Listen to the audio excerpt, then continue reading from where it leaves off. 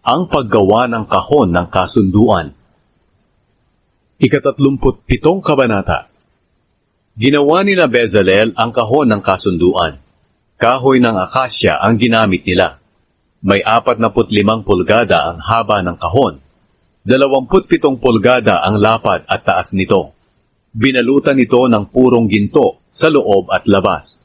At nilagyan ng hinulmang ginto ang mga palibot nito. Ginawaan din nila ito ng 4 na argolyang ginto at ikinabit sa 4 na paa nito. Gumawa sila ng tukod na akasya na binalutan ng ginto. Ikinabit nila ang mga argolya sa bawat gilid ng kahon para mabuhat ang kahon sa pamamagitan ng mga tukod. Ginawaan din nila ang kahon ng takip na purong ginto. May 45 pulgada ang haba at 27 pulgada ang lapad. Gumawa rin sila ng 2 gintong kerubin at inilagay sa bawat dulo ng takip ng kahon. Nakalukob ang mga pakpak ng mga kerubin sa ibabaw ng takip para maliliman nila ito. Magkaharap ang 2 kerubin at nakatingin sa takip. Ang paggawa ng mesa na nilalagyan ng tinapay. Gumawa rin sila ng mesang akasya na 36 na pulgada ang haba. 18 pulgada ang lapad at 27 pulgada ang taas. Binalutan ito ng purong ginto at nilagyan ng hinulmang ginto ang palibot nito. Nilagyan din nila ng sinepa ang bawat gilid. Mga 4 na pulgada ang lapad at nilagyan din nila ng hinulmang ginto ang sinepa. Pagkatapos gumawa sila ng 4 na argolyang ginto at ikinabit ito sa paa ng mesa malapit sa sinepa.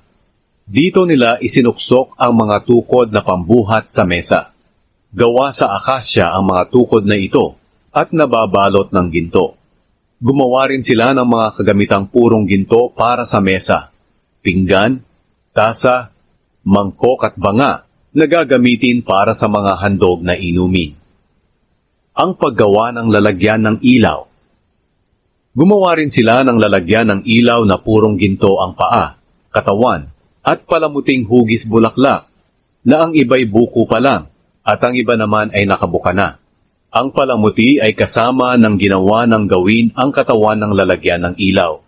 Ang lalagyan ng ilaw ay may 6 na sanga, tig-3 sa bawat gilid.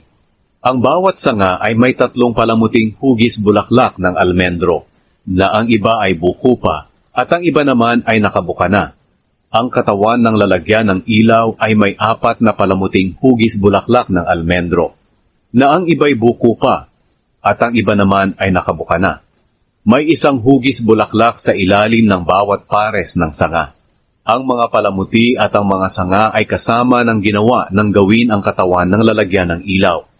Gumawa rin sila ng 7 ilaw, mga panggupit ng mitsa nito, at mga pansahod sa upos ng mitsa ng ilaw. Purong ginto ang lahat ng ito. Ang nagamit sa paggawa ng lalagyan ng ilaw at ng lahat ng kagamitan nito ay 35 kilong purong ginto.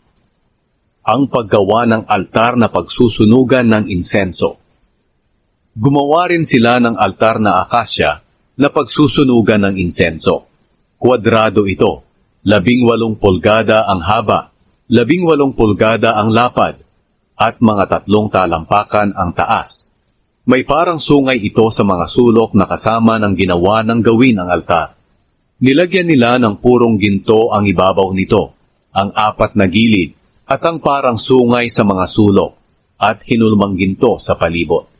Nilagyan nila ng 2 argolyang ginto ang ilalim ng hinulmang ginto sa magkabilang gilid ng altar, para pagsuksukan ng mga tukod na pambuhat dito. Ang tukod ay gawa sa kahoy ng akasya at binalutan ng ginto. Gumawa rin sila ng banal na langis na pamahid at purong insenso na napakabango.